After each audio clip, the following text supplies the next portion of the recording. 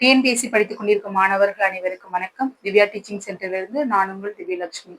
இப்போ பார்த்தீங்கன்னா group 2, group 4 எக்ஸாமுக்கு கடினமான லெவல்ல தான் கொஸ்டின்ஸ்லாம் கேட்டுட்டு இருக்காங்க. அதன் அடிப்படையில நம்ம புணர்ச்சி விதிகளை தான் வந்துட்டு அட்வான்ஸ் லெவல்ல இருக்கிற மாதிரி நான் எடுத்து போட்டுட்டு இருக்கேன். யூஸ் பண்ணிக்கோங்க சரிங்களா? இப்போ நம்ம ஒரு மரபு தொடர் அகர வரிசையில சில சொற்களுக்கு அர்த்தம் என்னன்னு பார்த்துக்கலாம். ஓகேங்களா? அகலக்கால் வைத்தல். என்னங்க அகலக்கால் வைத்தல் அப்படின்னா அளவு கடந்து போதல்.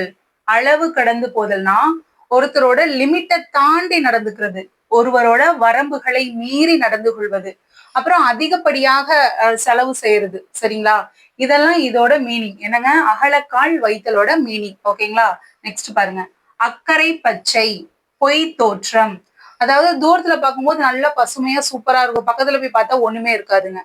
அதாவது எப்படின்னு பாத்தீங்கன்னா, இப்போ ஒருத்தவங்க வந்துட்டு நல்லா வசதியா நல்லா இதா இருப்பாங்க, நல்லா வீடெல்லாம் கட்டியிருக்காங்க அப்படின்னு சொல்லிட்டு நம்ம வந்துட்டு ஃபீல் பண்ணுவோம், ச்சே நம்ம இப்படி இல்லையே, நம்ம ஒரு குட்டி வீட்டுல இருக்கமே அப்படின்னு சொல்லிட்டு. ஆனா அங்க போய் பார்த்தாதான் தெரியும் அவங்க எவ்வளவு கடனை வாங்கி அந்த வீட்டை கட்டி இது பண்ணி வச்சிருப்பாங்கன்னு.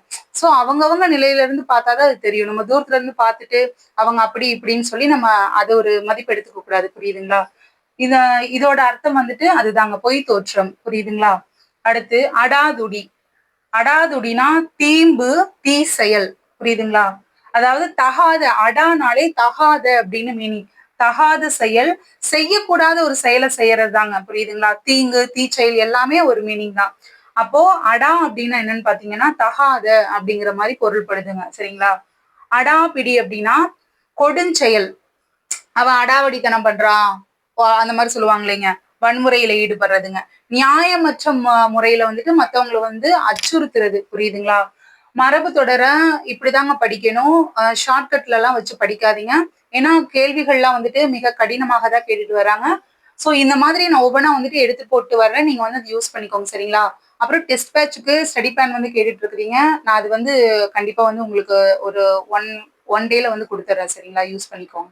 அப்புறம் அது ரிலேட்டடா தான் நான் வந்து உங்களுக்கு இப்ப இதுதான் கொடுக்க போறேன். ஏன்னா வந்து பாத்தீங்கன்னா இந்த ஆட்சி சொல் அகராதியா இருக்கட்டும், மரபு தொடரா இருக்கட்டும், எல்லாமே வந்து நிறைய இருக்குங்க.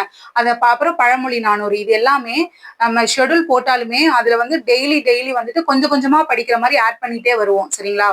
ஏன்னா ஃபுல்லா உட்காந்து இப்ப ஆட்சி சொல் அகராதியில பாத்தீங்கன்னா 1546 பக்கம் இருக்குது. அதெல்லாம் படிக்க முடியாது உடனே நம்மளால.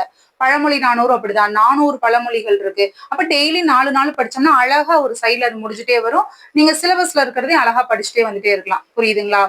சரிங்க, நம்ம சேனலை ஃபாலோ பண்ணிக்கோங்க, உங்களுக்கு ரொம்ப யூஸ்ஃபுல்லா இருக்கும். நன்றிங்க.